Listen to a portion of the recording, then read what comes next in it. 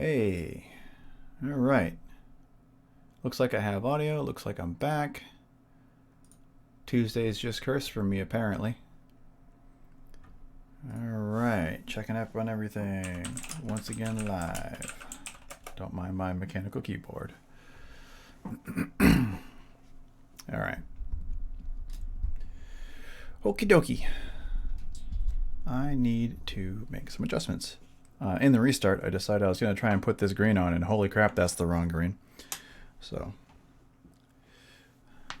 not this one. That one's foul.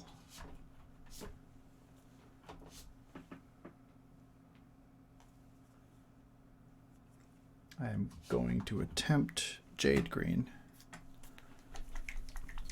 We'll try that. See if that works out.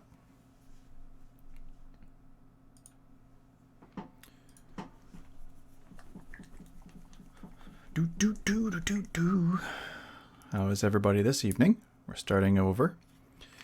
I even think I forgot to hit record when I first started streaming. So I'm just having a night. This is my off night. Yeah, I think so. I think the jade green was the original base coat. I'm going to try and bring things back around to start from there because I want to try. I got some quick shade, some Citadel quick shade in Beltane green. And I want to see if that is any better. So I'm working on getting him essentially reset.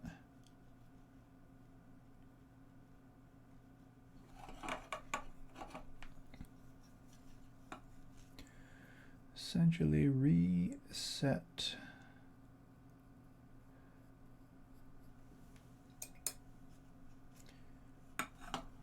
My brushes are a little bit tired, I think. I was doing a lot of work on a commission model earlier today. And I think I still have some tiny bits of paint kind of left over, so it's causing the brushes to be a little bit grippy with some of the paint from the palette. So I'm basically picking up a couple extra little bits of paint, and they're kind of hanging off the tip of the brush. So I'm getting like little beads on the end of the brush. So little extra rinse and wash, and usually takes care of it.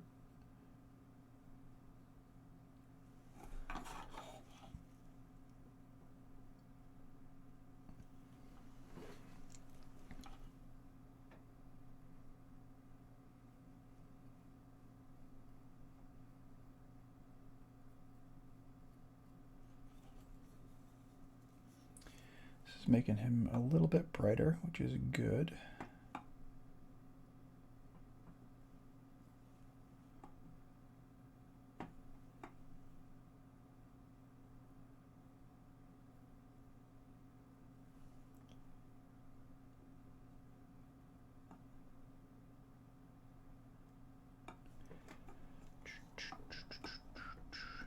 I feel like I should flip that so you get a better perspective. Not have to watch him upside down the entire stream.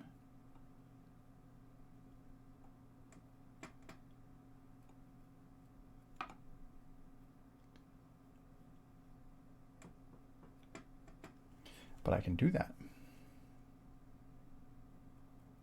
as soon as I need to rinse this brush.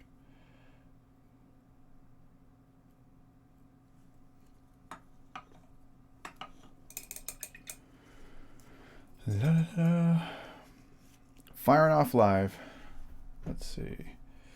So if I was like this and I want to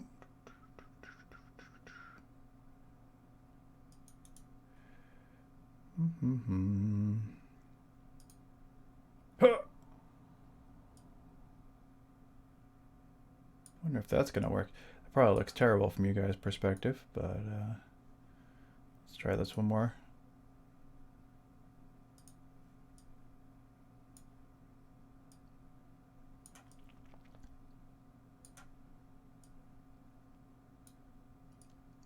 Nothing like live adjustments. Now everybody can get all sorts of weird and sick because you got flipped all over the place. Upside down and sideways. Anyhow, how is everybody doing this evening? That question was asked previously to an empty room.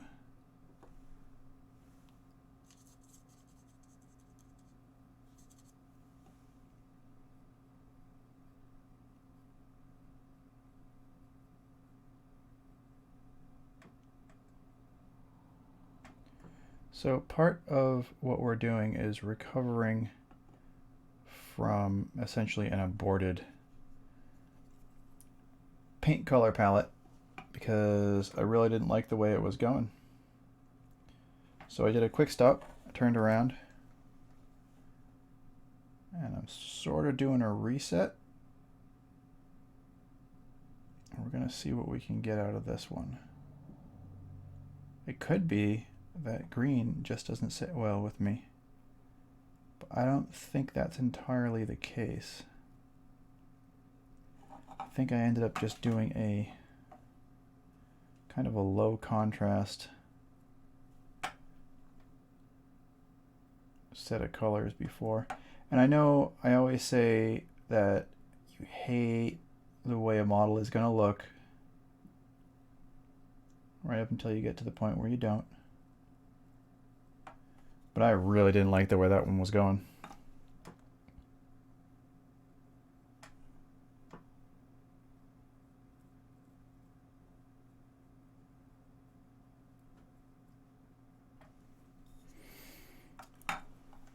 Sometimes you just don't like it to the point where you just don't want to keep going. So it can be better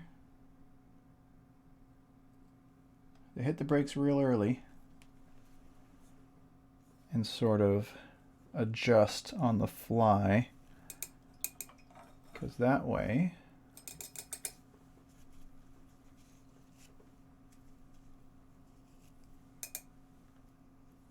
you don't put too much paint on it.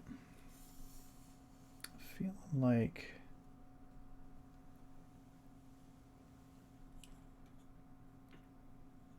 like I need to adjust slightly. That might be better.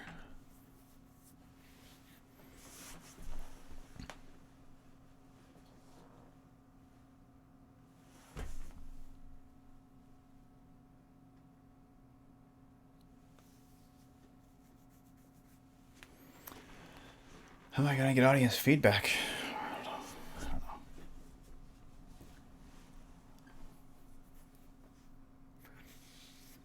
All right. Let me see if I can get... Oh, really? I had some music going.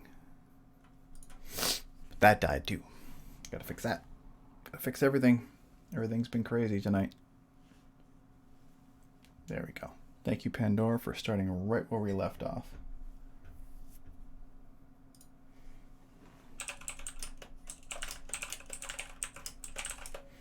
Thank you for the reminder to pin all my socials to the top of my Discord before I really make the Discord live.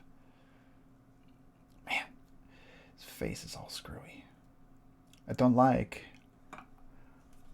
if it's the flash on this model, the extra mold lines, something is just, me and this model aren't getting along.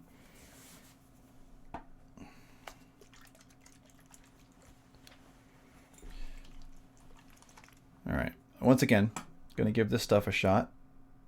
I guess I should do it this way. Beltane green. This is a Citadel shade.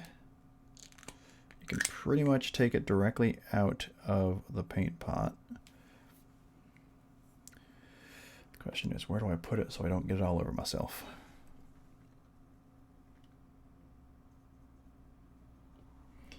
All right, let's see how this goes. Oh, that's gonna look better. I'm already feeling better about that.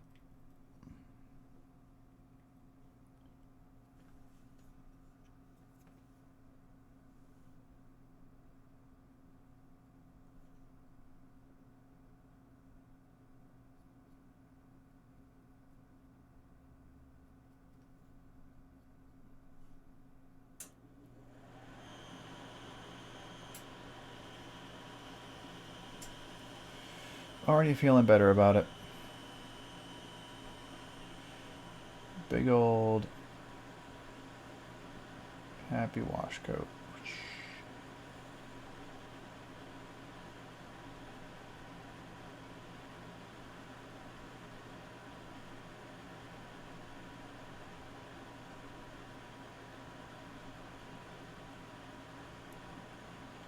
So Naffy, you mind if I paint Frost live?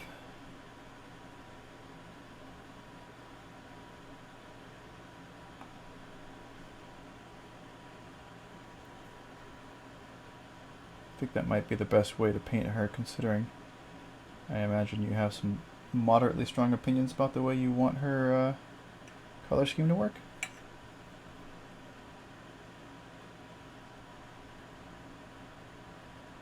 Yeah, he's off screen. I gotta move this camera. Still gotta do it. I'm just really bad at working on it in between.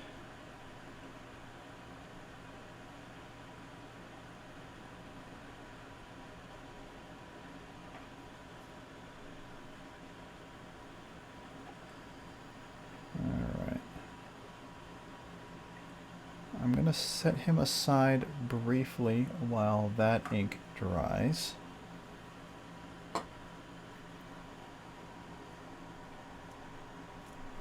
She's crazy. Or at least she's very opinionated. Alright, Trinket, come here.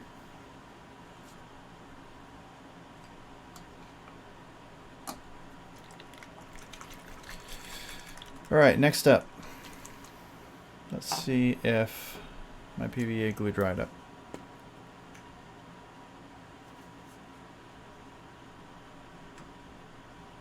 Hey! Fantastic. Working on the Trinket base. Alright. Bigger brush required. Older brush required. Sand required.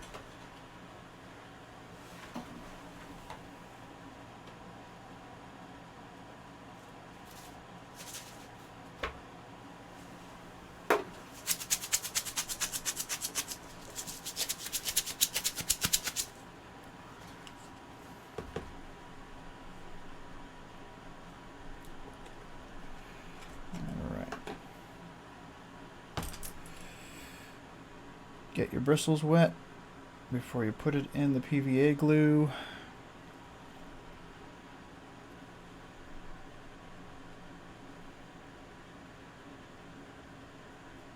Spread glue liberally about the base.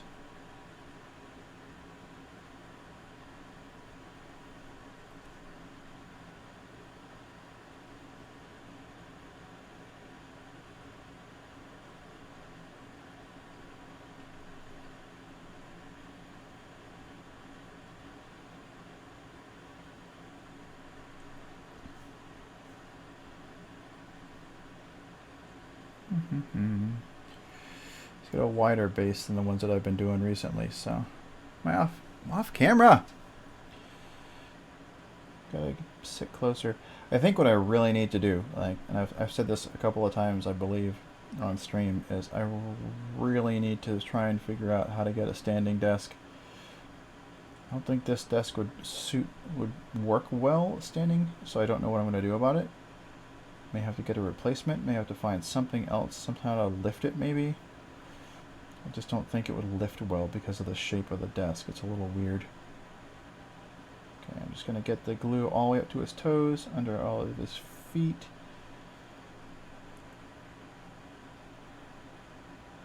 Okay. And all the way up to the edges of his base.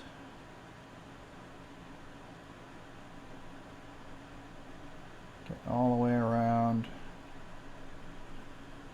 Rinse off the brush real quick.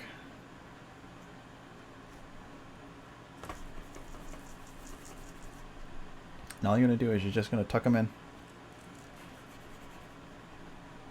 Bury his feet. Let it sit there for a second. Pick it up. Tip it.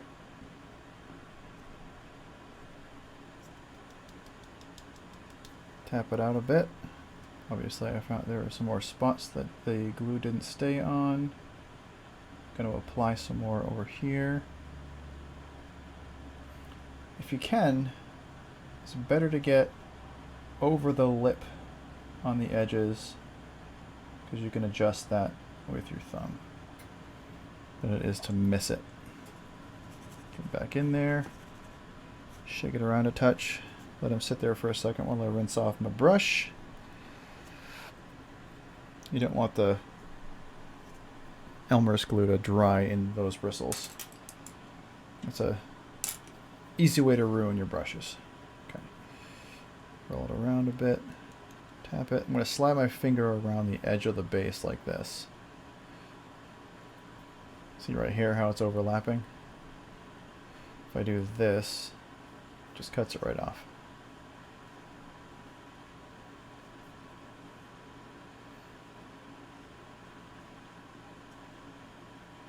Okay. Looking all right. Put that aside for a moment.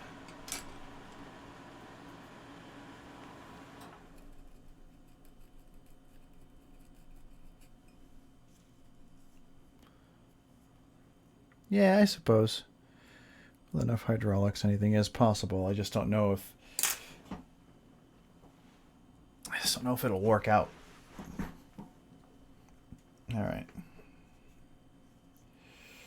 Trinky doodle.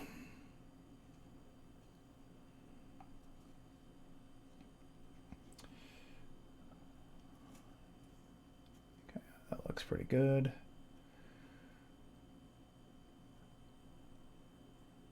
Yeah. His belt looking good. The buckles are good. He's basically finished. I just need to finish this base up. So now that has to dry, so I'll go back over. Switch back over to Vax, see how this is coming out. See, that looks pretty good. That's getting there. Am I extra shadowed? What's going on? Having a night. Tuesday is not treating me well. Alright, let's look at his armor. His face is just terrible, and I think there's a mold line through it, which is really pissing me off.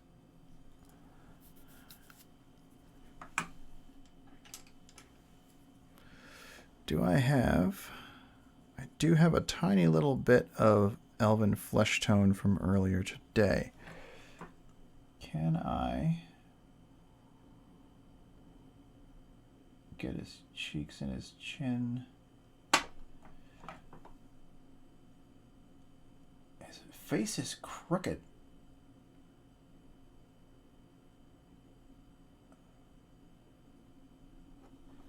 His face is legitimately crooked, and it's driving me up a wall.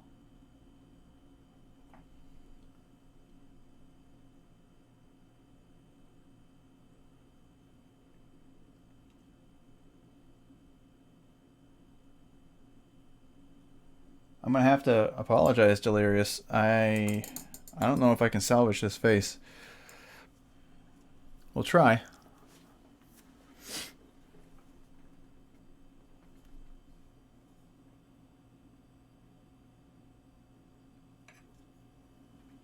I think that'll come along eventually.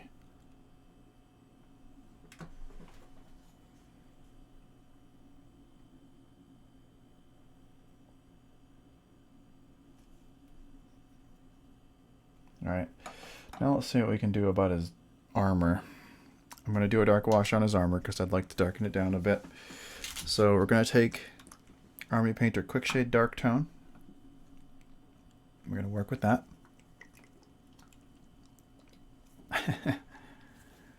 Yeah, well, it really is. There's the detail on his face is just, there's something up. He's got like a little cleft on his nose and his lips are all screwed up. I'll do my best to salvage it. I'll see what I can come up with.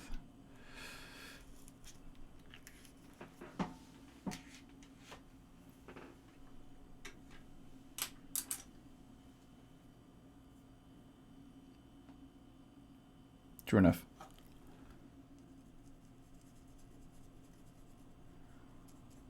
Okay, I'm going to be a little more careful with the dark tone here.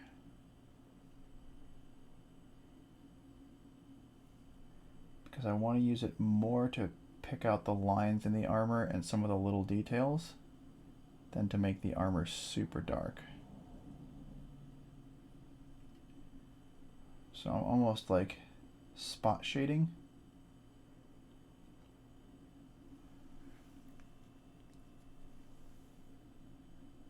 As opposed to putting on a heavy coat of it. Like I want to spread it down into the cracks of the armor.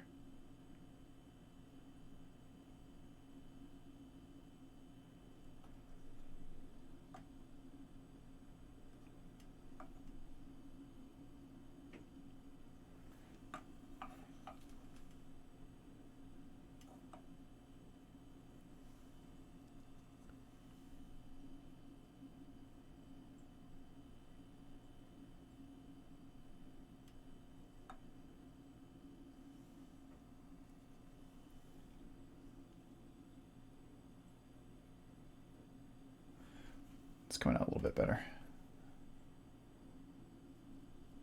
It's getting closer to what I had intended to do from the beginning.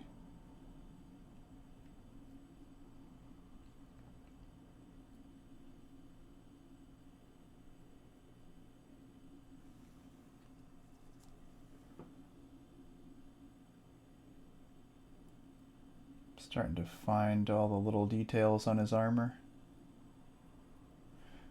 Picking it up a little bit. So one of the things you can do with the quick shades with a small brush, like one of the fine detail brushes, is you can actually get in close and essentially do kind of an outline, or in some cases, depending on the size of the mini, you can do what essentially is like an eyeliner and pick out the eye sockets and other stuff. And that makes it a little bit easier to find the details when you're working with the mini like that.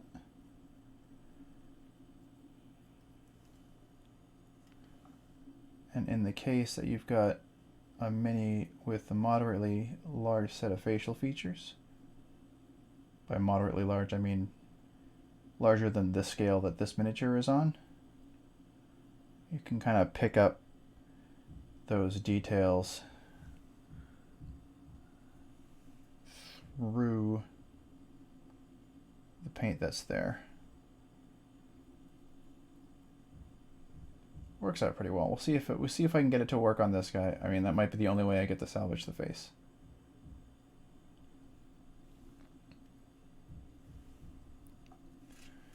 We'll find out momentarily.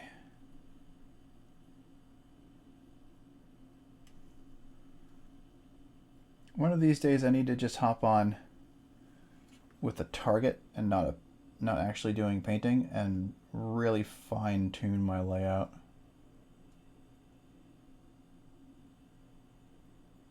Put a miniature down, get everything raised up properly, everything in the right spot. So it's gonna make his armor look a bit better, I think. Now you can actually start seeing details.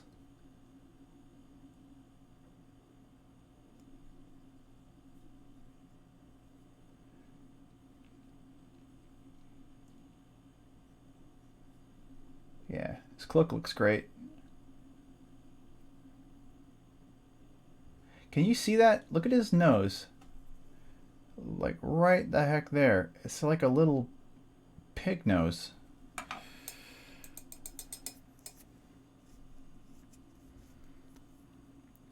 It's half elf, half orc, half something.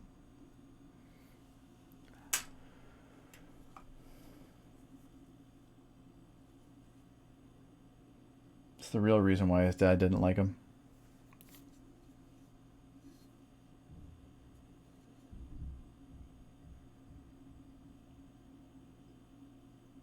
Yeah. All right, fine detail brush. Let's try to figure out where this dude's eyeballs are.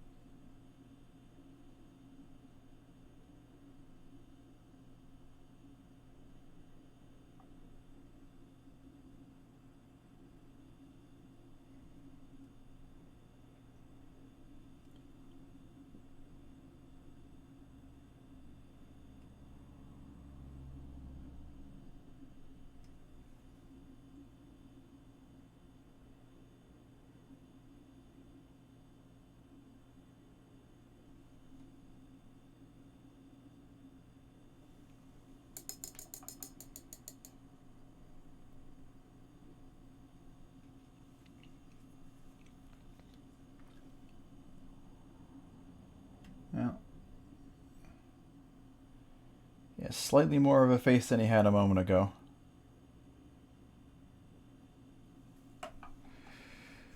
Blech.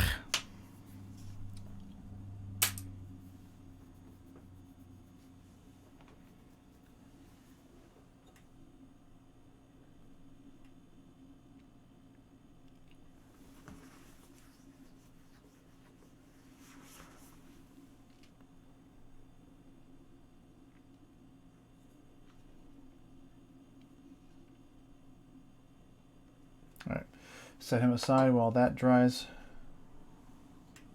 Get back to Trinket. Grab a quick swig apple cider. All right, Trinky. Usually, what I do when I'm working on bases is I get that sand layer down, and then I usually go to an earth tone color.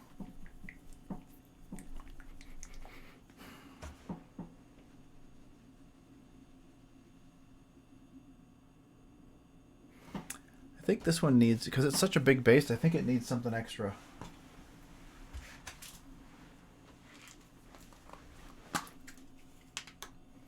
I've got these little slate flakes. And I'm thinking that I might make this look kind of like a rocky hillside as opposed to just the sandy stuff. So I'm going to slide some of this off.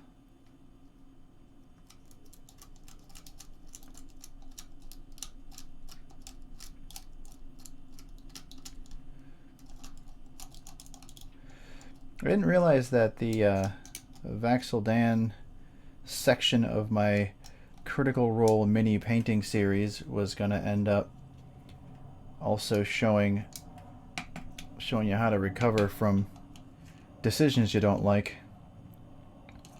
Hey, that works. I suppose it's all helpful. But yeah, I'm just going to take some of these. I'm going to leave some of the bigger pieces, but I'm going to dig underneath the sand and I'm going to pull up a little bit of it so that I can get some more glue down underneath these rocks, these little pieces of slate that I've got. Just as a little accent piece.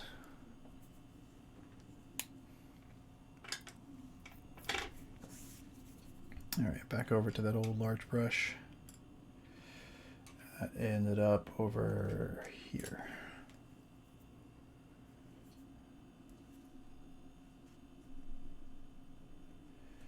Glue still good. I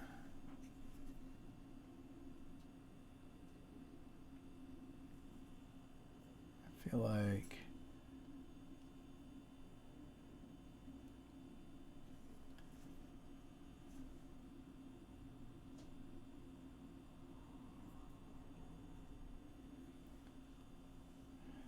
sometimes it works to like let it overhang the edge of the base just a little bit. Looks kind of nice.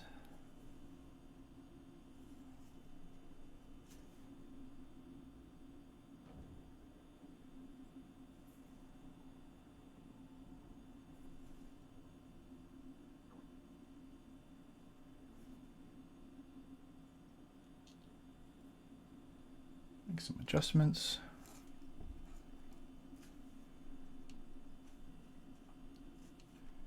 I'm looking to put a good chunk of it right here. And by a chunk, I mean a good daub of the glue. Because I feel like I'm going to want to put on this big chunk, and this big chunk can go like that.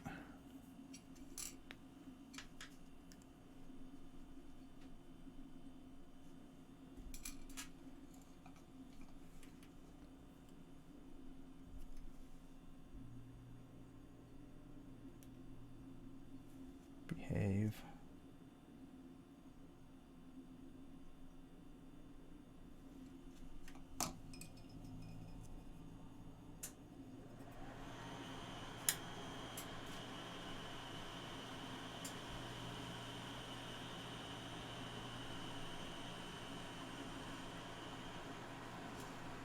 That's going to look pretty good.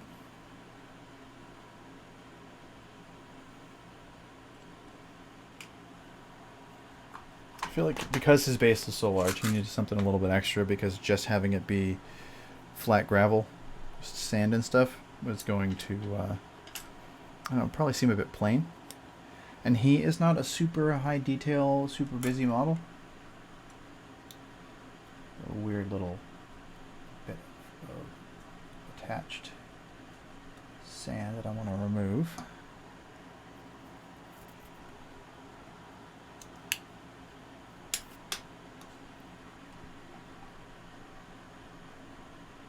There, that's going to look better.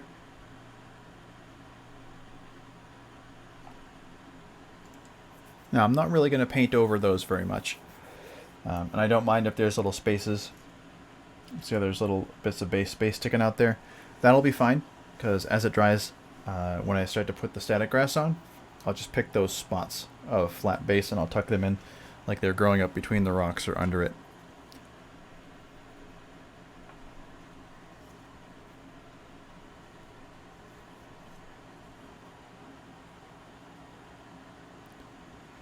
Hey everybody.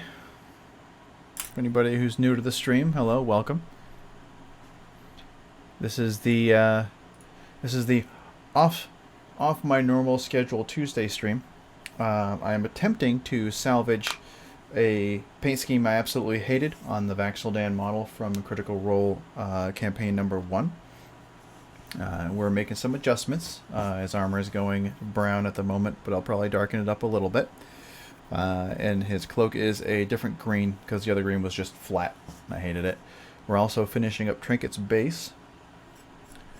The bear himself is pretty much done. And I did him in a sort of polar bear color scheme now. Black nose, black claws. And I did a little bit of slate on the base, a little bit of flock. And we're going to hit that with a color. And that color is going to start off, I think I'm going to do it in grays, because it will let me hit a little bit of white.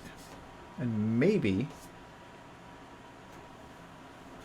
if I am doing what I think, it's going to end up looking not tundra, but close.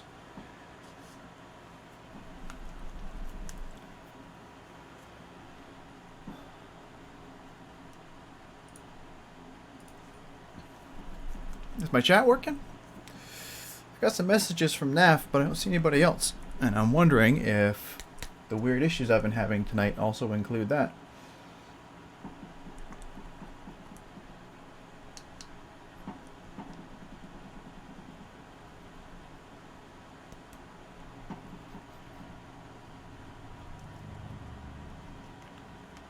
Alright, I'm going to start with this somber gray. Vallejo color. I'm going to put a moderately large daub on. Not really, really big, but I'm going to be kind of generous with it. Because what I want to do is water it down quite a bit so it seeps in.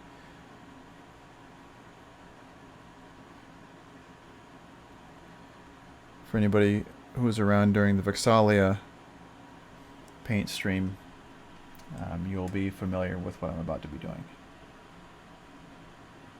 Basically just lightly drag it over the gravel that I have here, and it's going to change it. It's going to kind of seep in. I guess I should probably make him the same as Vax'ildan, but you know, we'll see.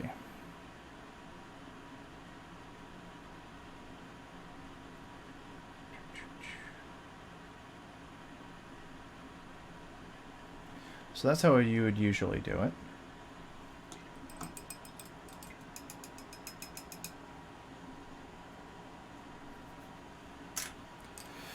So I'm going to title this recorded stream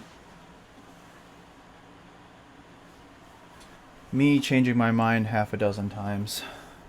All right, let's go for that earth tone brown. Did I do this one? There's a better one.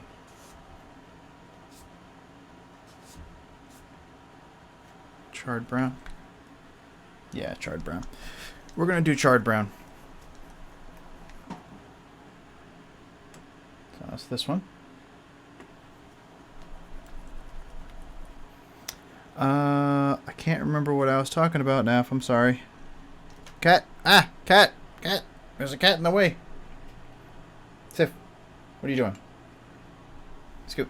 Hey, Sif, you're gonna knock everything over. There's no room.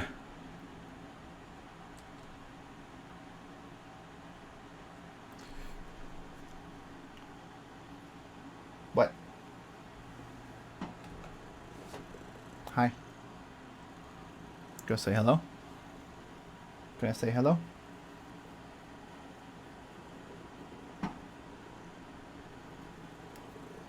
Now I get to work around my cat. Come here. Again, watering down that brown quite a bit. And the intention is to get it so that it kind of seeps in. Saturates this layer.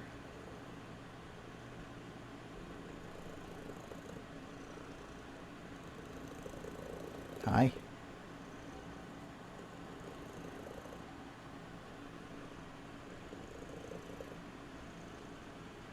Putting it on pretty wet. Don't worry about the edge. We'll get to that at the end. You'll pick a color and go with it.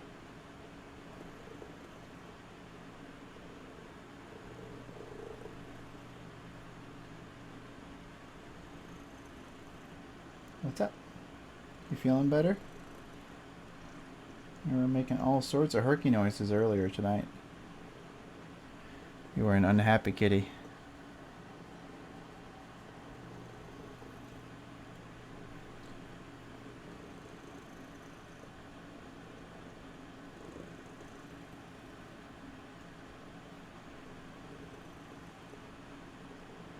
Just curious, does anybody currently in chat have any experience with OBS Streamlabs? I'm just using Studio right now, and I feel like the Streamlabs has more features and will allow me to do stuff like live record my chat room and other stuff, maybe share music. Not like share, but play my audio. Are you tired? You're sitting on my leg just yawning your head off. Yeah? Okay. Yeah, don't get close. We don't want cat fur on the bear. Okay. Hopefully I'm not breaking up too much. Sometimes when my space heater turns on,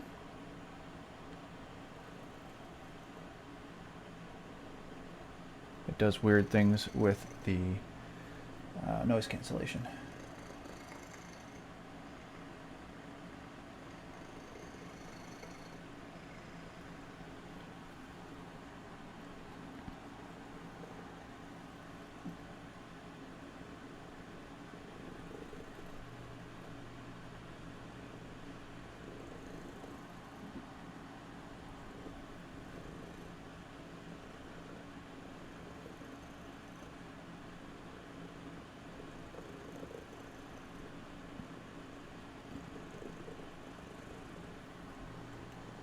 Alright, still working my way around. Really what you just want to do is get as close to the detail points as you can. So toes and stuff like that. You don't necessarily... You want to be careful around those edges. You don't want to paint over them. In some cases it's not that big of a deal. If you are working on a mini that is wearing boots and you get a little bit of the earth tone colors on the boots, that's fine, because that can be adjusted and made to look like mud spatter, and it adds a bit of realism, and I think it actually looks really good on a mini. In a future stream I will definitely be going over how to add weathering, because not everybody comes to the party pristine and brand new gear. Many characters, especially low level ones, are using what they found and what they can afford, so they aren't necessarily like super crazy bright, shiny, and awesome yet. Some characters never are.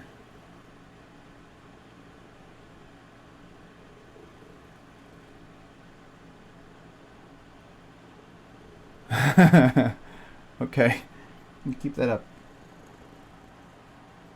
Keep it up. Yeah. Nice and loud.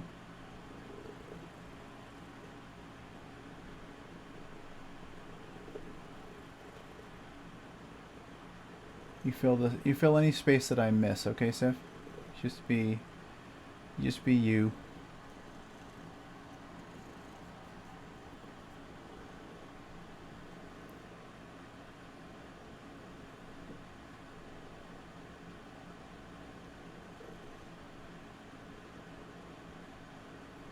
It's my 8-pound cat.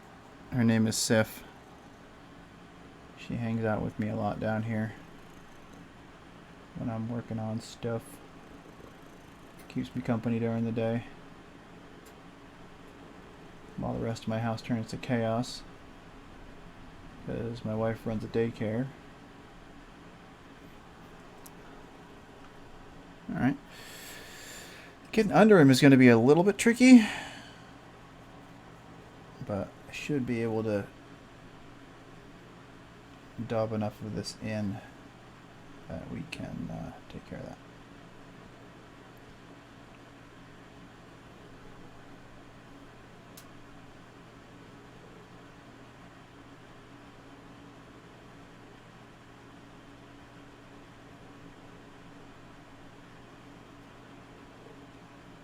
Alright.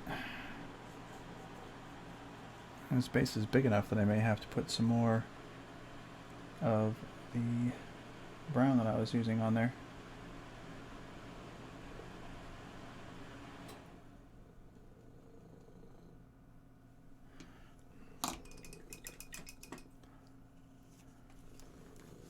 Where was it?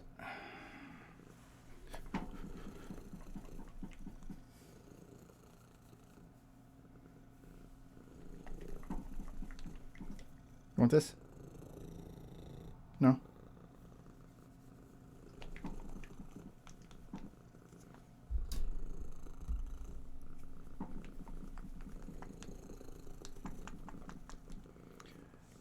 Alright. Hey Spirit, hey G Tango. Welcome to the stream. Thanks for stopping by.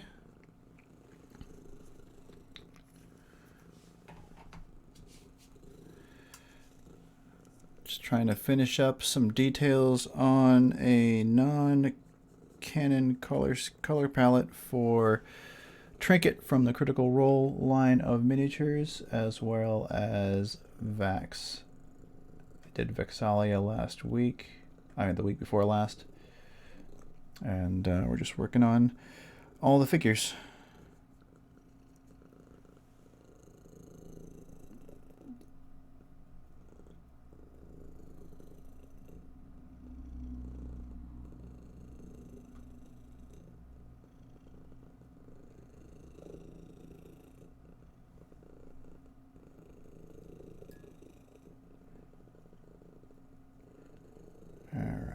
So almost all of the spaces underneath them that I can hit with the bigger brush.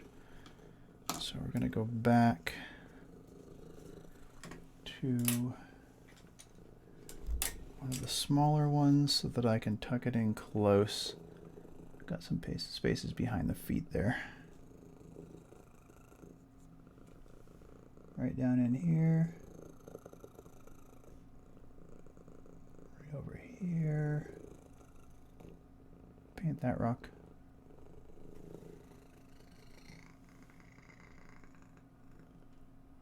That was a big yawn. It's almost like you don't sleep most of the day. Where you going?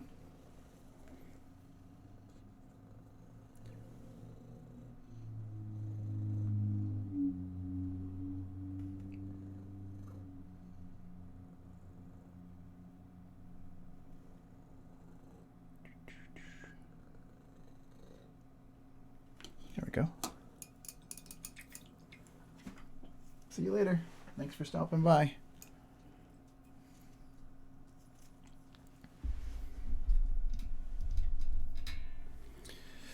Okay, so now we've got that base taken care of. Darkened it up a little bit. Got all the bits, except for that corner right there. Come here.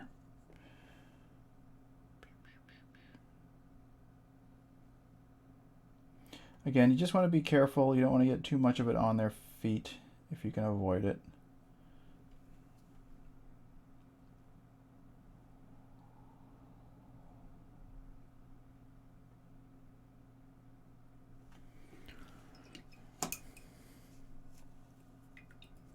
If there are any places that you can't get to with the brush, if we can get, or like close, if we can get in there with the glue later on, what we'll do is we'll stick bits of static grass in there and get some around it.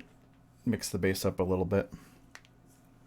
All right, how is this horror show going? All right.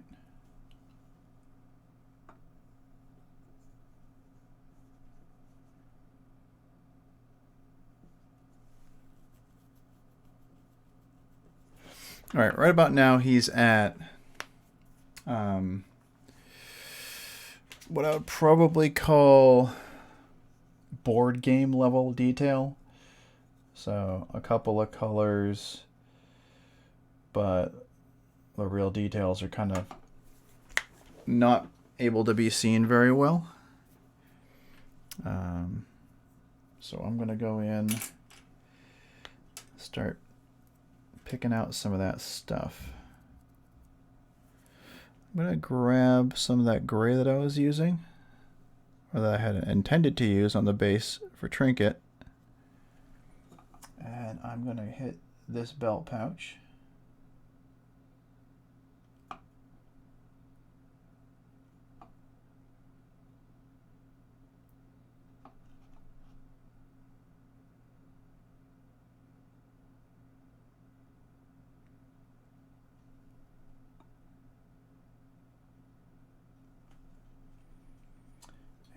Other one over here.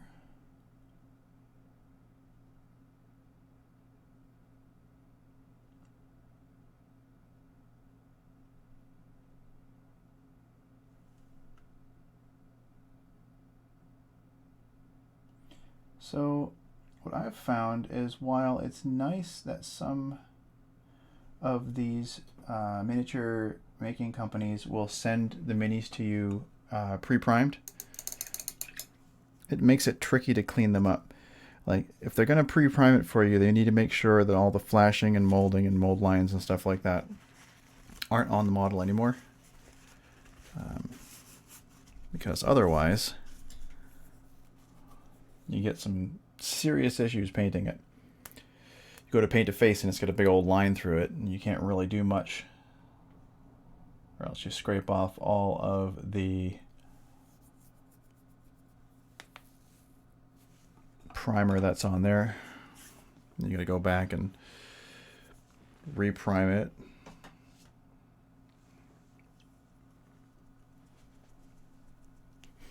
All right, I think I'm gonna take a little of this beastly brown We're going to lighten him up a little.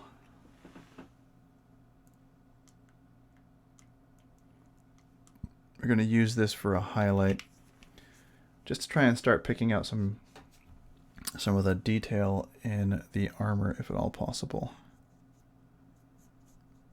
Brown's going to be tricky to work with. But I'm going to go down here, and I'm going to start catching some of these spots.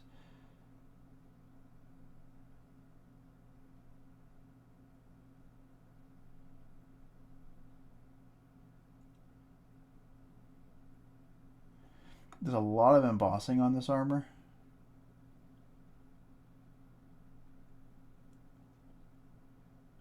Which is fine in most cases, but there can be times when that is a huge pain in the butt to deal with.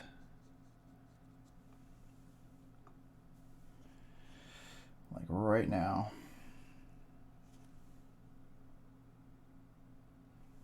Because it is not playing well.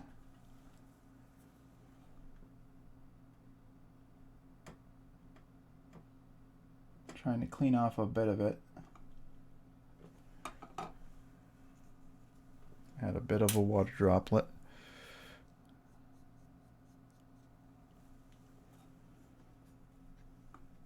Get up in here.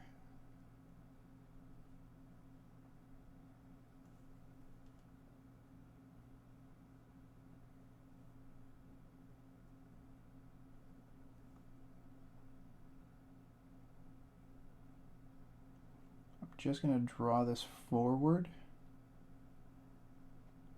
and let it kind of not quite dry brush, but drift past the knee so that it leaves a little bit of a texture. I don't necessarily want to hit it super directly.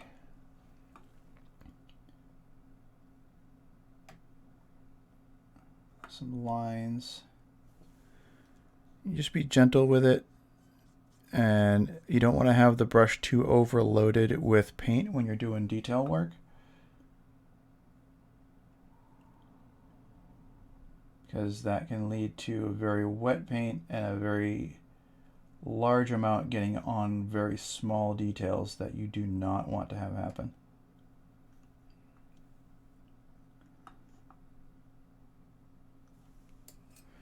So you want to keep your brush pretty clean, rinse frequently, and then just pick up a little tiny bit.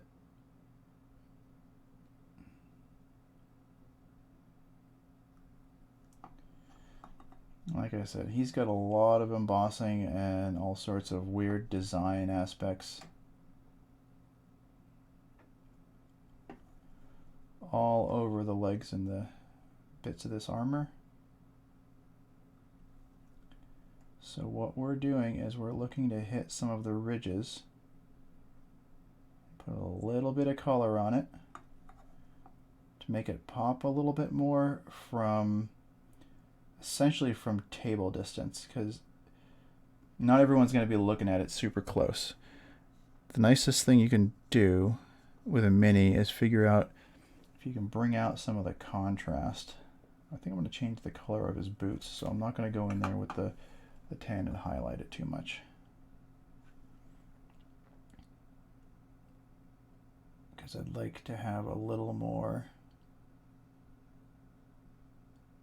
color coming out.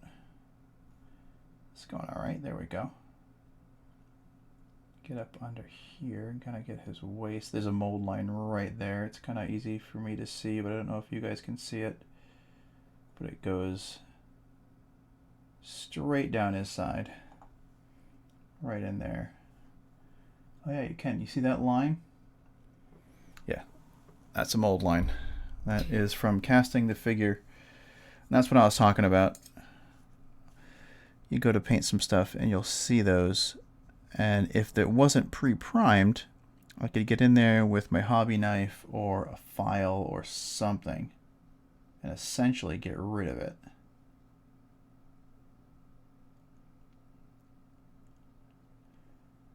But the pre-primed minis mean that if you go in there and you hit that, it scrapes it all off. think I want to do something. What do I want to do with these shoulders? Shoulders have a whole bunch of texture on them. I'm wondering if I should turn that into like a chain link shoulder. That might be kind of cool looking. So maybe I'll go and hit that with some metallic in just a second once I finish getting the leather highlighted.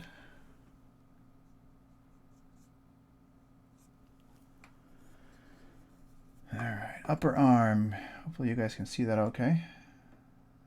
Upper arm, I mean like the arm that is higher than the other one.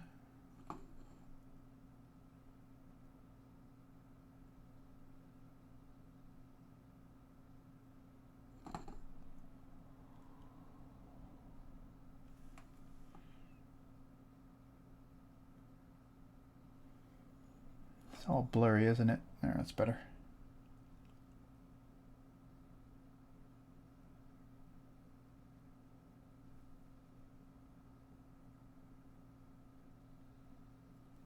There we go. All right, now that armor is looking better.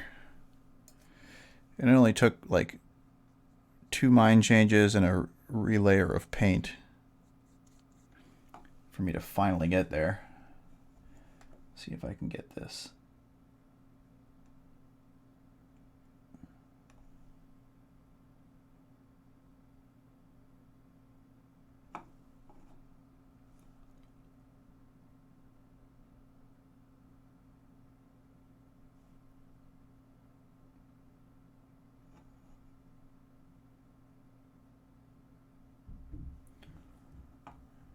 All right.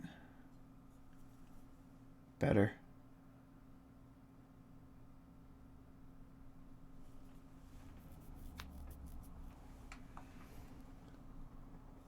Better. It's officially past the point where I hate it.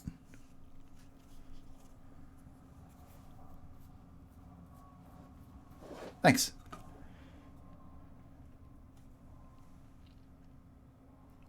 Yeah, I'm particularly liking the leg. Getting a lot of detail out of that now.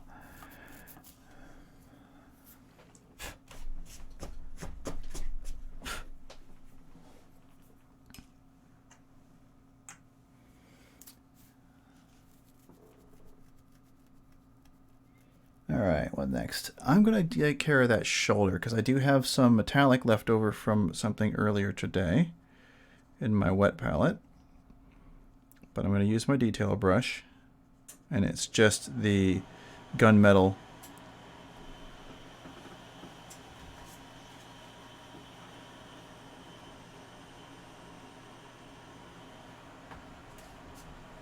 from the Vallejo paint line, not paint scheme. Vallejo paints. I'm just going to do a light overbrushing because I want to see if I can pick these out as chain links. I might need to go in and do a little bit of what I was talking about earlier and use the ink as a bit of a detail finder. But I might look alright.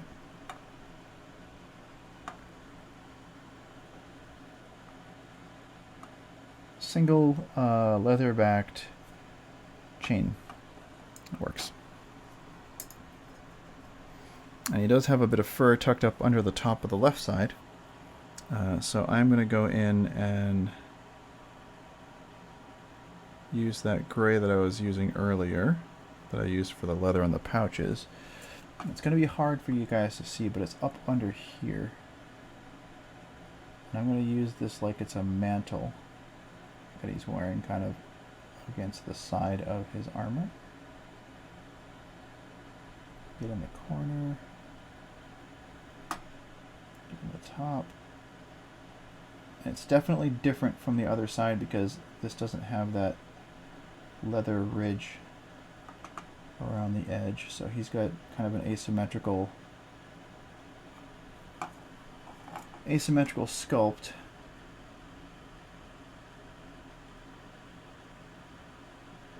Which in most cases I appreciate.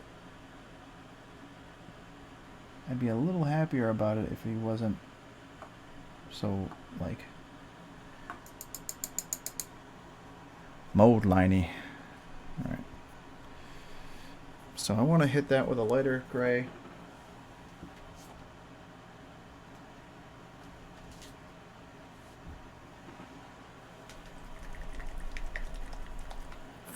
Gonna go in with Stonewall.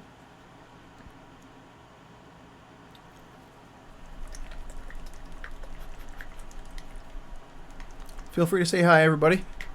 Anybody who's sticking around in chat, I am more than happy to answer questions if you have any. If you're just sitting here listening in the background, I appreciate that too. I don't mind lurkers. But again, if you have any questions, say hi. Feel free. No one's gonna bite. We're a chill crew. I'm gonna drop a little bit of this Stonewall into my paint palette. I'm using a wet palette, for those who don't know. I made it out of a sandwich tray. It's basically a Tupperware sandwich tray. A couple of paper towels inside, and then a piece of parchment paper across the top. It is fantastic for maintaining your paints for the entirety of a paint session and beyond. I had a viewer suggest it, and I love it. So I didn't start using this until very, very recently. But it is an excellent, excellent, excellent thing to have. Alright, I'm essentially going to take a lot of the paint off of this detail brush, because what I want to do is essentially just overbrush it a little bit. So I'm looking to get some of the very light gray on here, but not all of it. Still a little too wet. Because what I want to do is hit the upraised sections of it so that I can use it as a highlight, and then I'm going to go in,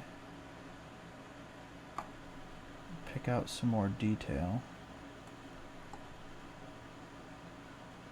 It's probably too close. The camera's going to be all blurry because the autofocus doesn't want to get quite that close.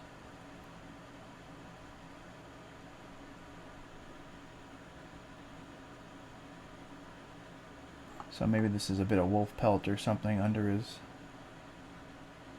cloak to keep him warm.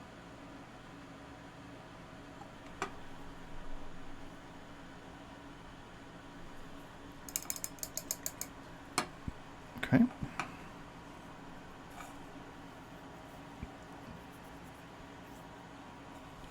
I'm also going to grab a little bit more of that paint because I'm going to do a couple of very, very simple line highlights on the belt pouches. So this belt pouch has a tiny little bit right here. Do it along the edge on the top just to pick out some detail. So a bit of a ridge down this way. Just going to make a couple of little lines to imply some more shape there. And then we'll go and we'll get this one. Similar manner. Get nice and close. Just try to draw the brush toward you. It helps keep your control when you're doing fine detail. So you're going to draw it towards you. So you're essentially just using your hands like a sewing needle, like on a sewing machine, back and forth. You can keep the line pretty straight. That means you can get in and get out, and it goes back and forth pretty easy. Oh, that belt. That belt. What color belt is he going to have?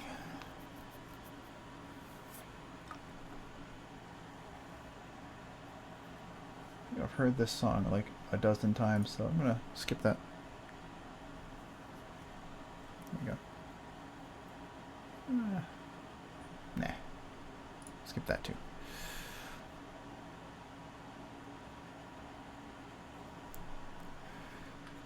Alright. I have some gold left over, some brass from earlier today. Pick a little bit of that up on my fine detail brush. And I'm going to get the hilt of his dagger with it.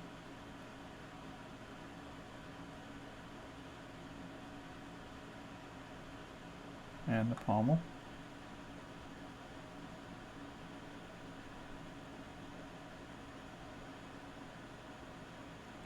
So here's a weird thing, like right here the pommel of the dagger is molded into his chest essentially. There's no point that sticks out. It's not separate, so it's long. It looks a little weird.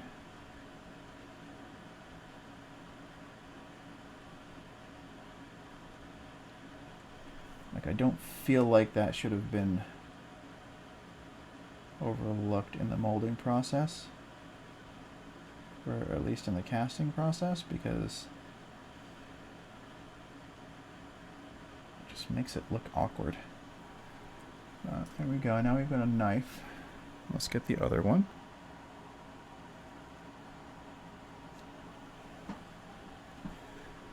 Alright. Where's the hilt on this sucker? So the pommel's up high, obviously. And the question is, does it have a guard? It doesn't look like it does. I know in character he throws them most of the time, but still.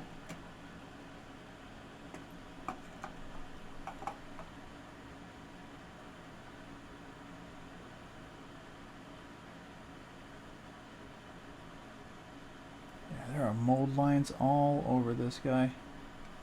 So yeah, there's no really a hilt on this one. The blade just goes right to the top. So I'm probably going to leave it.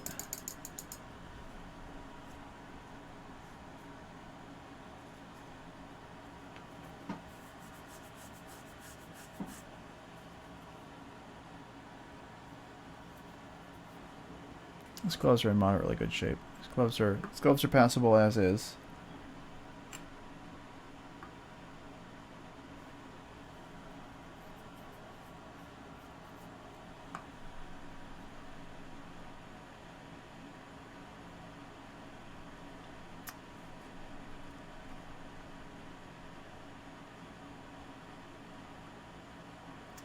I want to do something with his boots.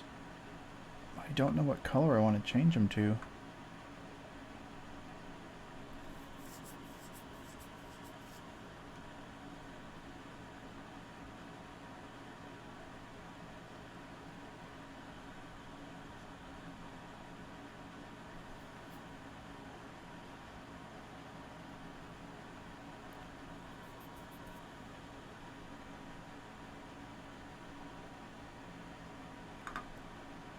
I feel like his boots and his belt should be a similar color.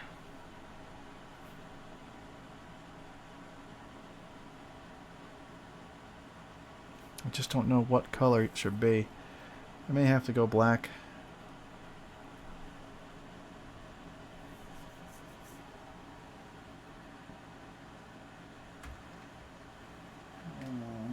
You know what? Got a couple of dark colors over here. In the Army Warpaint line, I should have a similar set over here.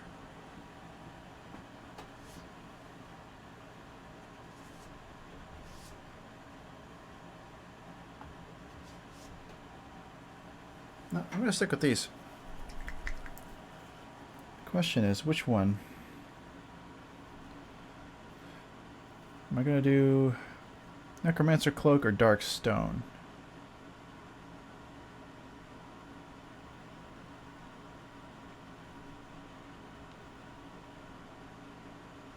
I think Dark Stone will work better.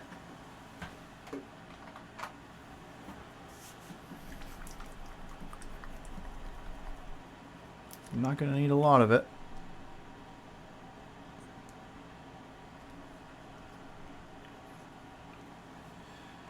That is going to end up being the boots and the belt. So let me just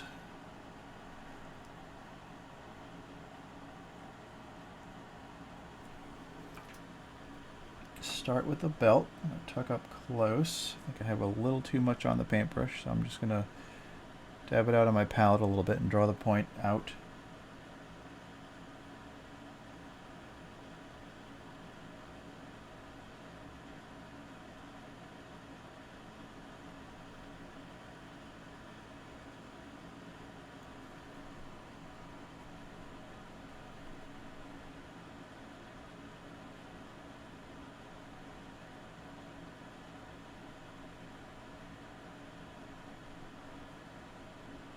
It's almost a gray brown, which is fine by me. Not a terrible color. Because I can highlight with the other one. Okay, let's get down onto those boots. So his boots are super fancy. He's got this ridge.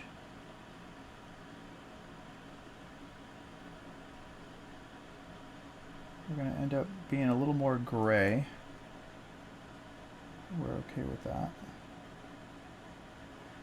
He's essentially got like this Nike swoosh on him or something. Well, because in campaign there were obviously boots that granted him haste. I was talking about this last time. That is OP as heck. Because it wasn't a concentration slot. Like, he cast the spell from the boots and did not have to maintain concentration on it. It just kind of worked. So that was a bit crazy. I can imagine from Mr. Mercer's standpoint that that was a decision he regretted.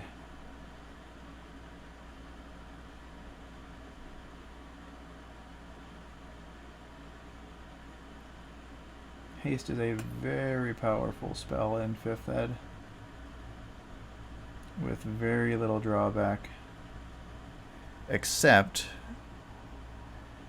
for the fact that if you lose concentration early on it, the target of the haste gets stunned for a round, which will end somebody's day pretty quick,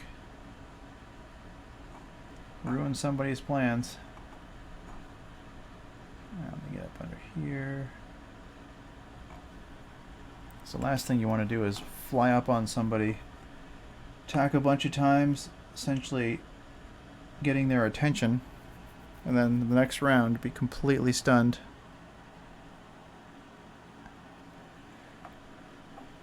No reactions, no move. Very, very bad news. You basically spend your turn becoming unstunned and recovering from it as you become exhausted. Not in the mechanical sense of being exhausted, just in the everything kind of catching up to you.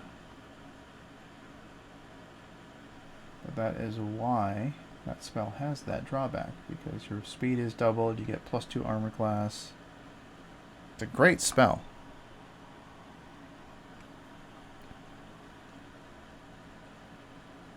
Alright, coming on in here, getting this boot darkened up a little. I'm going to leave the little wings on it unpainted at the moment, or at least uncolored past the brown, because I want to go back in there in a second. I'm going to do some highlights and then we'll detail those. My intention is to make them red, because red makes everybody go faster.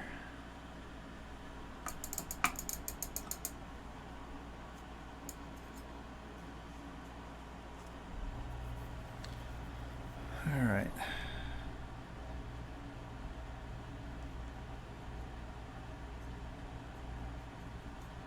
I picked this gray up that I was going to use for the base, and I'm going to mix it with the other one, because I want a medium gray-brown for highlights. I don't want it to be super, super pale.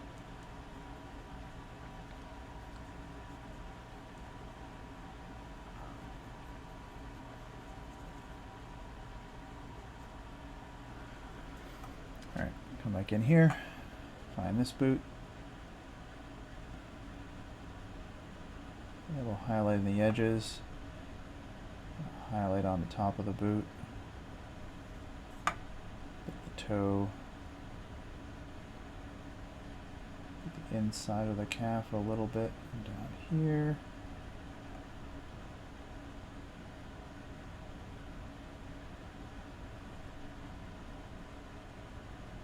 Top taken care of.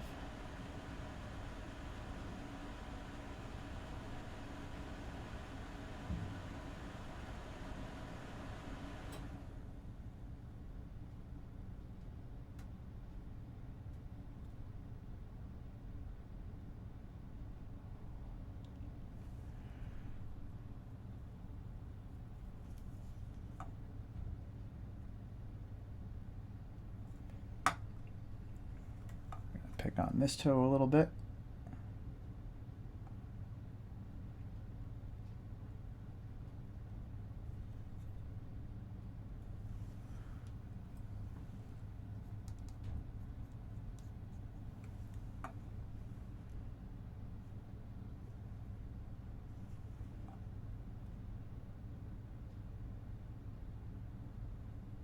Posing on these are fairly good, but I think what I'm bumping into is there's a lot of mold lines.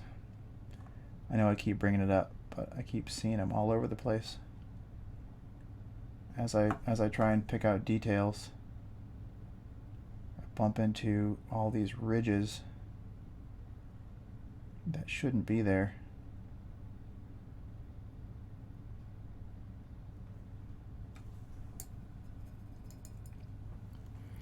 And again, that's mostly the casting process. And I believe the company that did these guys are fairly new. So I'm sure that they will clean that up as they go forward. But just be aware of it if you purchase any of these minis. Take a close look at them and make sure to get in there with a hobby knife and try and clean up some of those lines.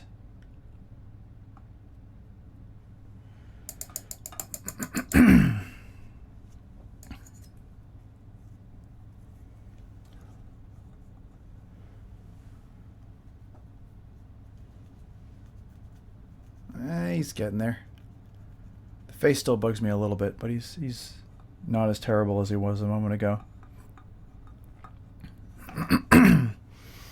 Alright, I'm going to do a little bit more with that brass.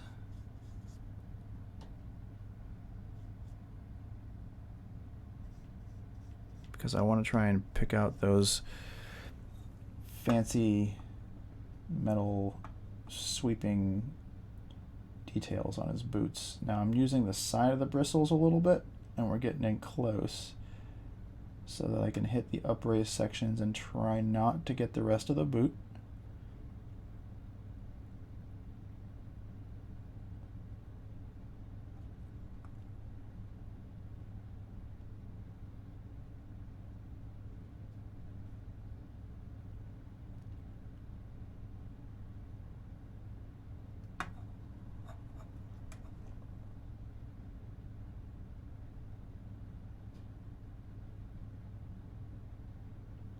And the trick with this is just to be real patient.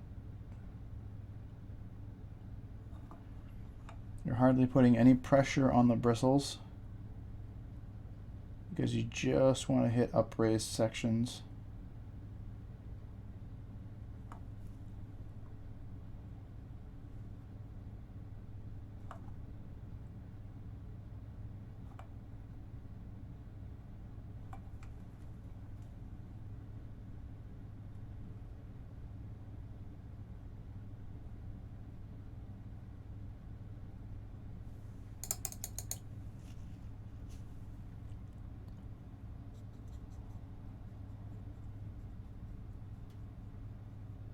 So I went over a little bit.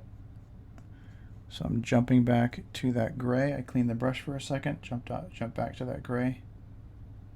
Just cover that spot up pretty much right away.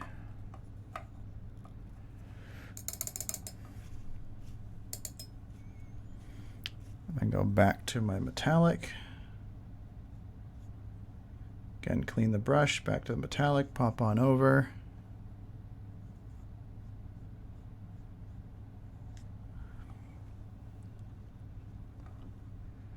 And repeat the process on the other boot. As long as I can find all the bits.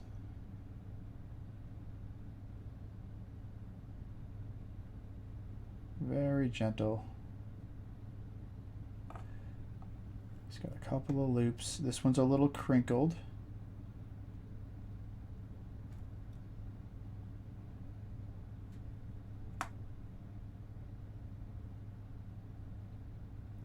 And again, there's a bit of a mold line here. I'm going to try to work the mode line into the design so you make it kind of disappear.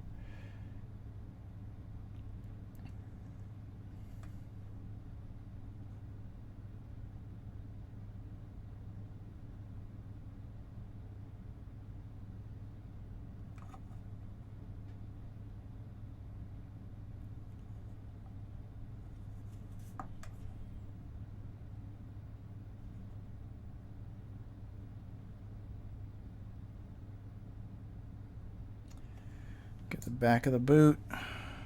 It's got another little like fancy detail back there.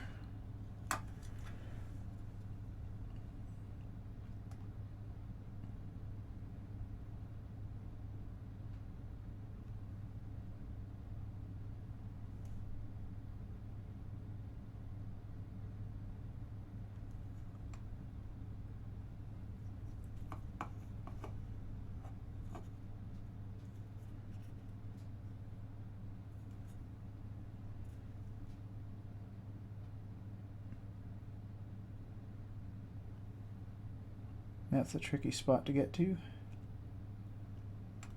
It is not friendly.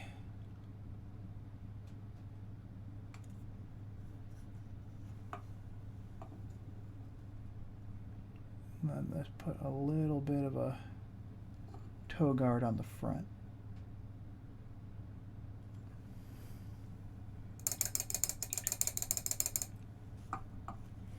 All right, let me get over to the feathers on those boots. I still have some red. Might not be a lot. But I don't necessarily need a whole lot. I'm working right in here.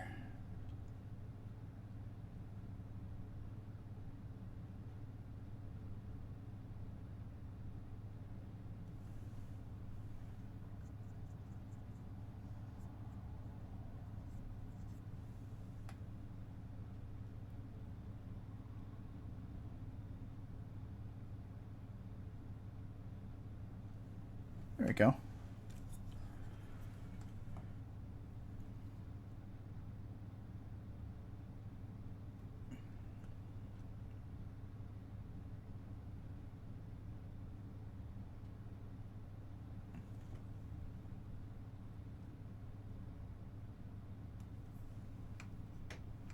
There.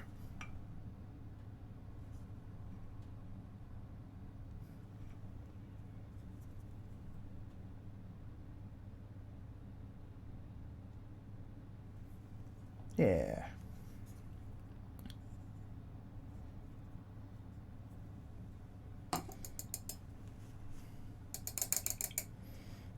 All right, I do have some more dark tone in here. I'm going to go back to that dark tone with the detail brush. And I'm going to real quick go across this metal bit right here and pick out some of the crevasses. Give it a little bit of a wash over the what I'm calling chainmail links.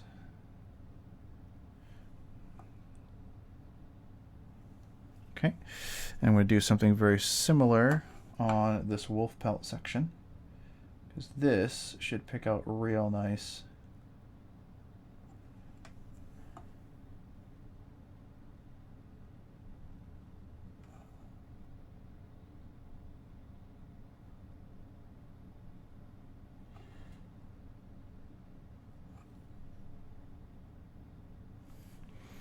Get some in the cracks underneath this shoulder.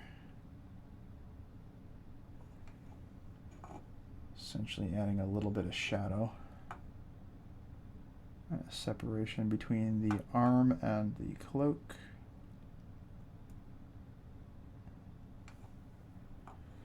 There we go.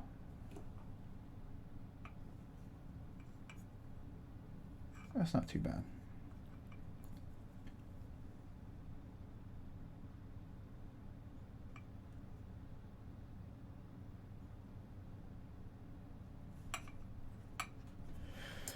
And I think I want to pick up a little bit of a belt buckle down here.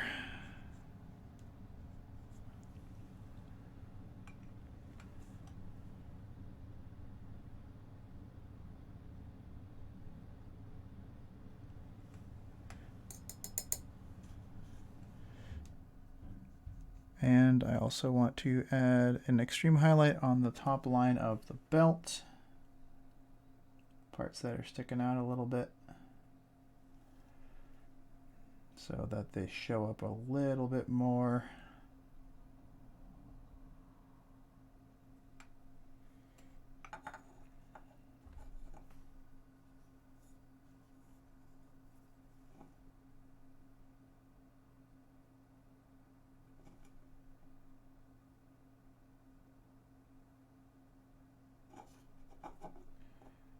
Pick out some more on the boots.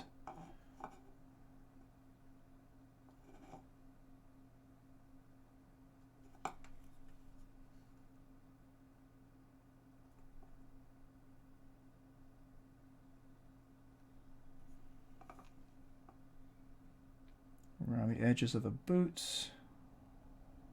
Essentially trying to add detail to the boots to make them not look flat, because they are a little bit messed up.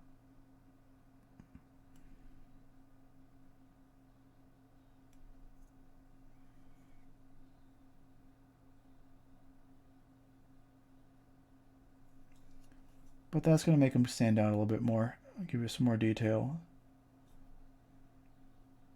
Show up a little bit more from table distance. Yeah.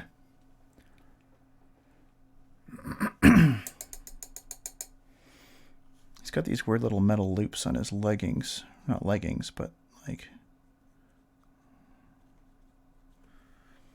right here.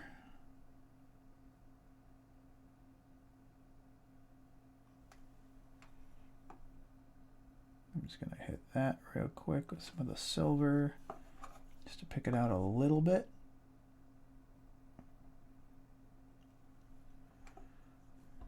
And probably go back to the knife here and try to adjust,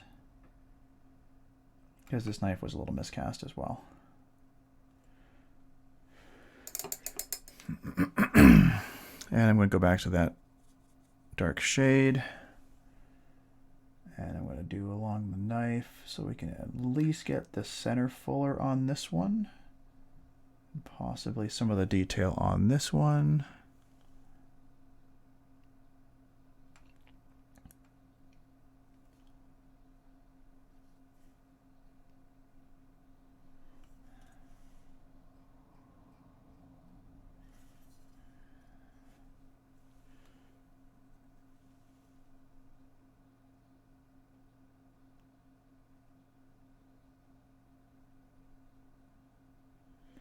Going to go into the fingers here with the dark shade as well, because I'd like to try and add some more definition. And I'm going to go over the pommels of the daggers as well for the same reason.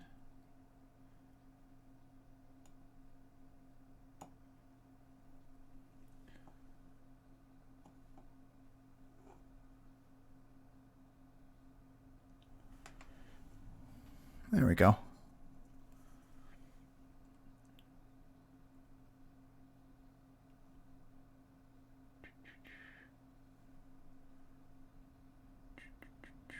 I'm doing a little bit of a line with the dark shade to try and get some of the creases in the armor to become a little more visible. The nice thing about doing it with the dark shade is it runs to the cracks, so you just have to make sure the brush goes close by, and you'll pick up a lot of the details. There.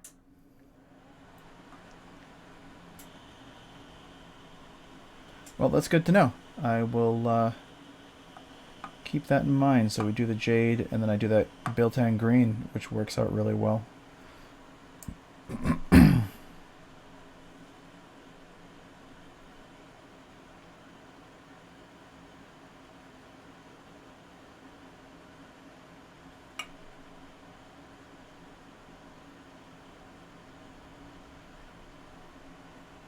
Yeah, I think he's getting close to being done. I'd like to do a little bit of a highlight, if I can, on his hair. pick out some of the weird details, like his hair. Honestly, his head is just messed up. And that's what's making this the most difficult part. There's a significant mold line going across his head.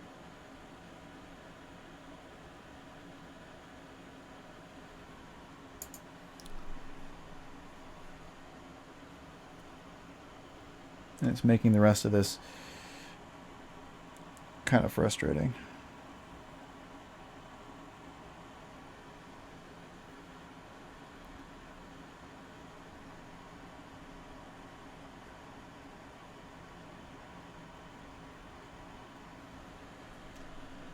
Let's fix this hair a bit here.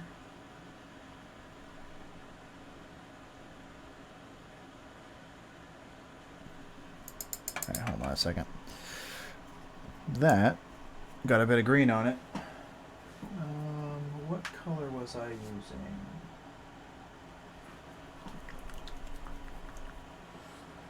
I think I was using this one, but I'm going to use it now. He's got filthy, filthy brown hair.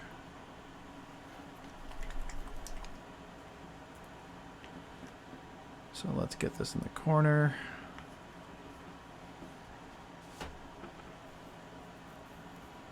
Pick it up with the detail brush. Make sure I draw the brush out so that it is pointy.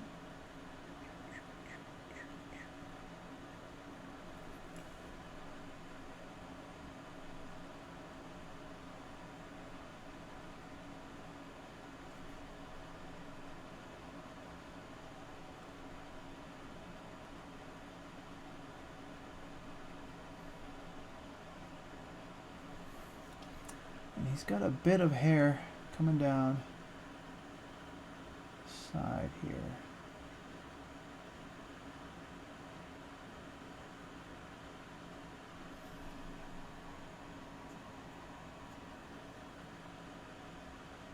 Because it is a long-haired figure.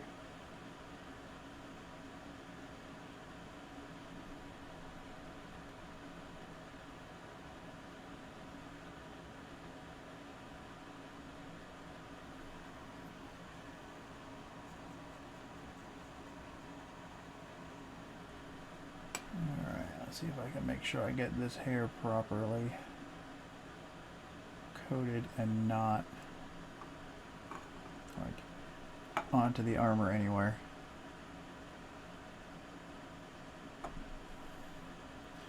Because he's got some all the way tucked down in here.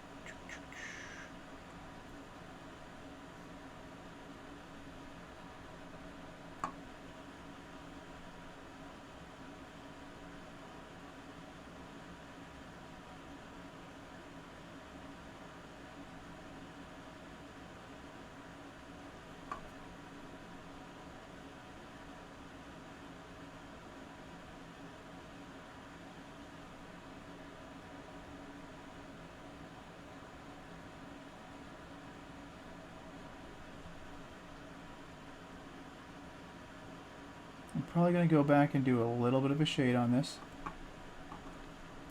because it's extra freaking bright.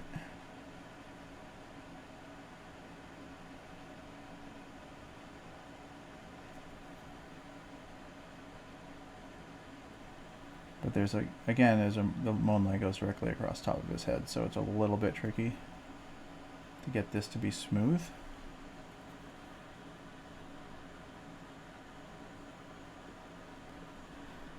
If you can't tell, mold lines are not your friend, as I've been talking about them all night long. I apologize if it sounds like I'm complaining about them, but I am basically complaining about them.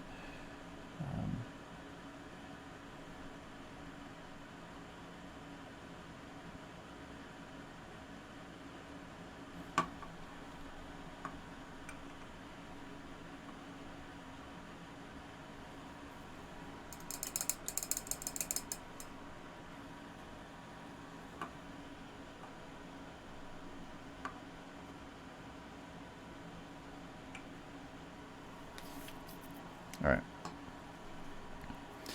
I'm going to take the flesh wash color that I have sitting here in my wet palette from today. And I'm just going to do a little bit of this, and it should pick out the creases fairly nicely.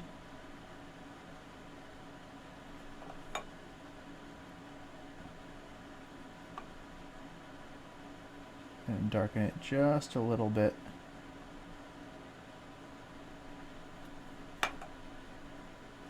Make it into a more natural looking color as opposed to that super gaudy and very bright yellow that we were just at.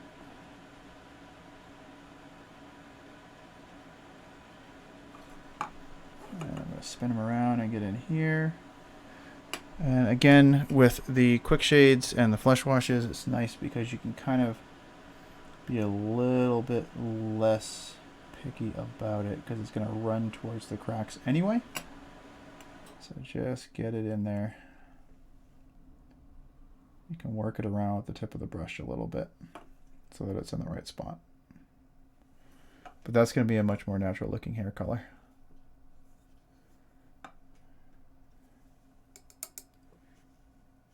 I'm going to pick out this little bit right here in the corner because that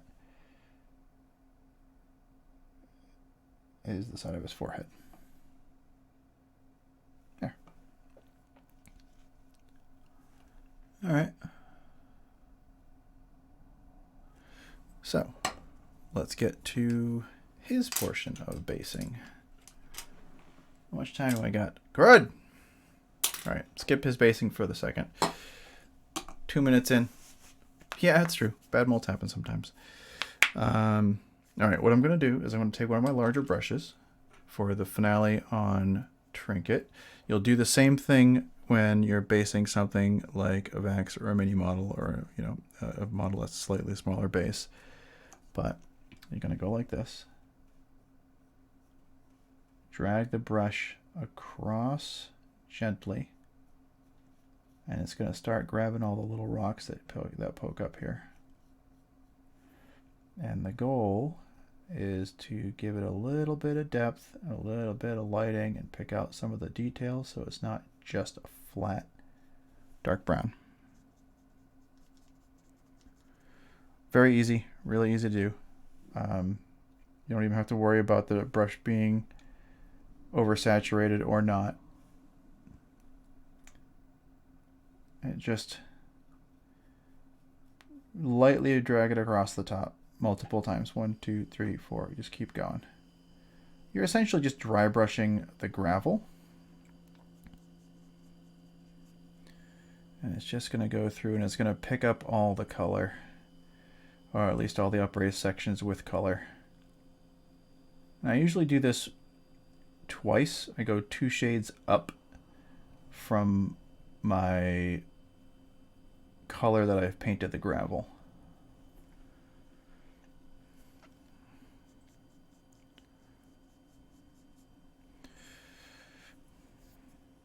It's just personal preference, but it's one of those things where like it looks better with 3 colors.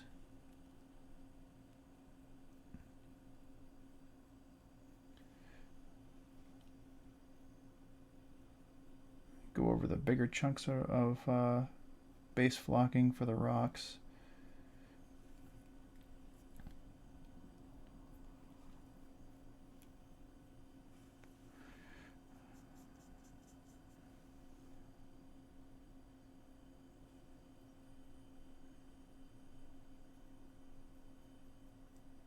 Just have fun, get most of it.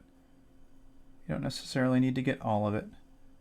You're just looking to add a little bit of color depth.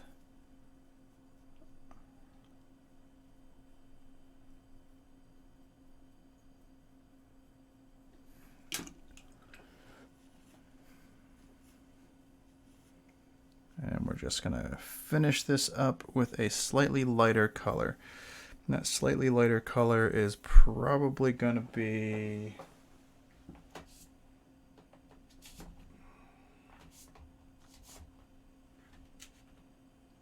Where are my light tan colors?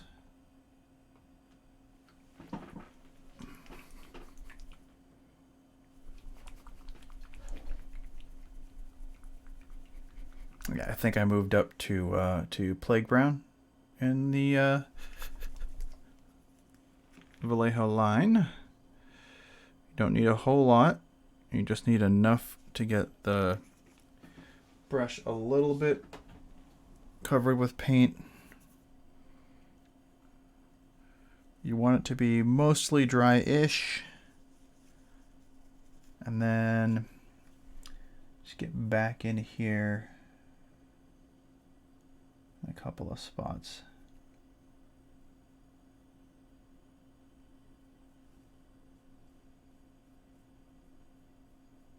Maybe toward the edge.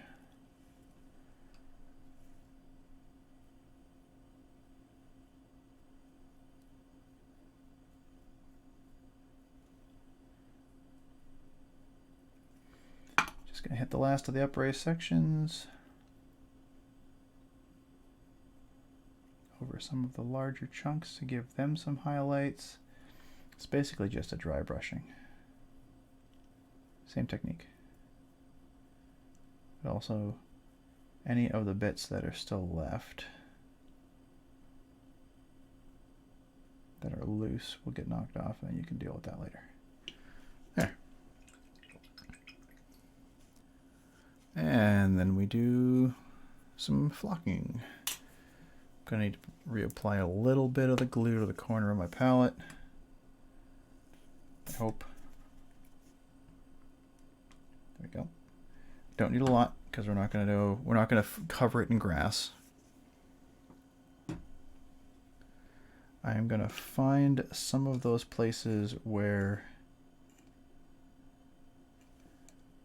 the base was a little bit exposed. We're gonna grow some of this grass out of the cracks here, obviously, and you can even put it on the rocks if you want, because seeds get stuck when they're windblown, and they end up in lots of little nooks and crannies.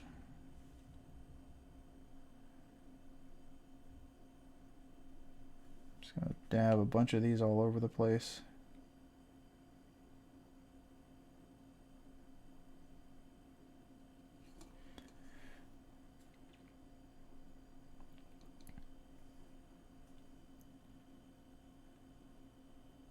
Paint them into the edges, underneath stuff.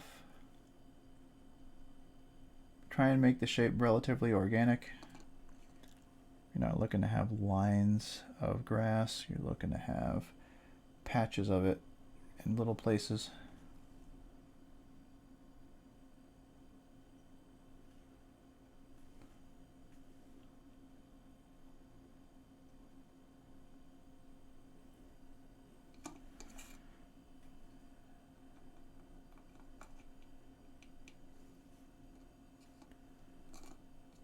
Yeah, that should work.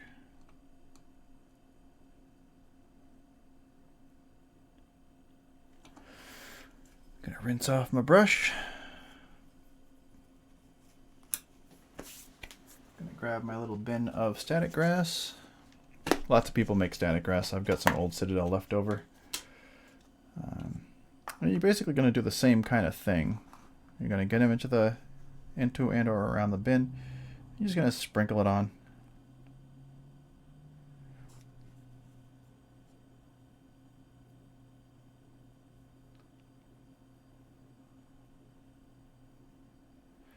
All over the base where you put your glue.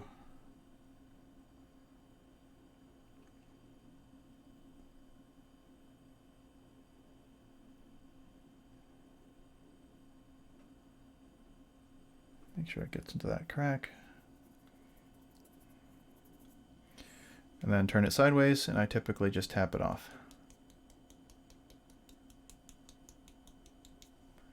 I'll run my thumb along the side. Clear out anything along the edges.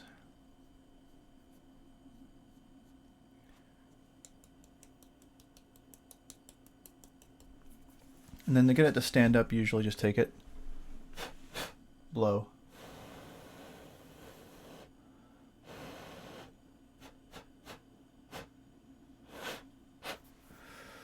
And there you go.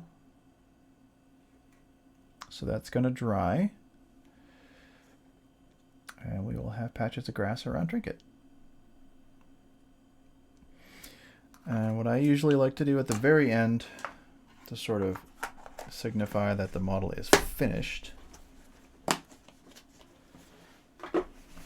although this guy is primarily white, so I might just use some of that gray.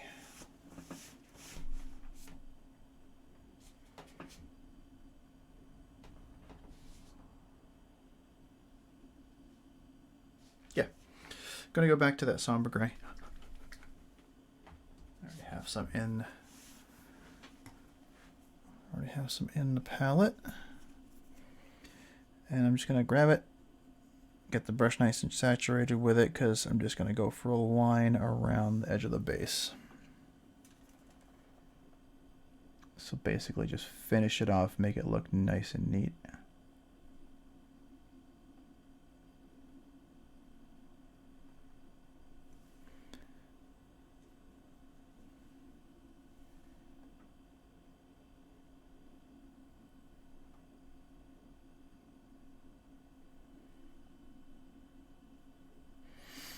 Some people, and I used to be one of them, never did any flocking or any detail stuff on their bases. They say they don't necessarily like to do it. They think it's a waste of time.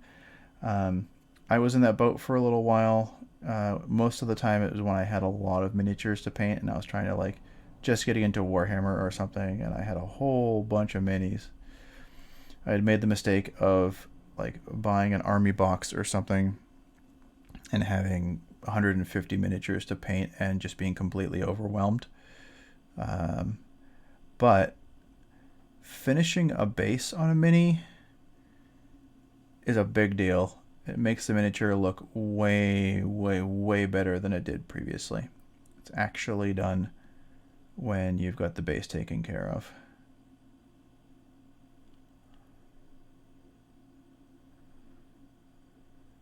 All right.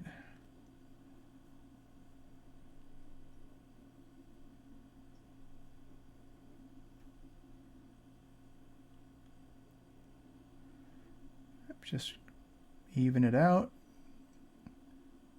Get up at the cracks of the base, any place that the paint was a little bit loose on the edges. And didn't cover completely. There we go.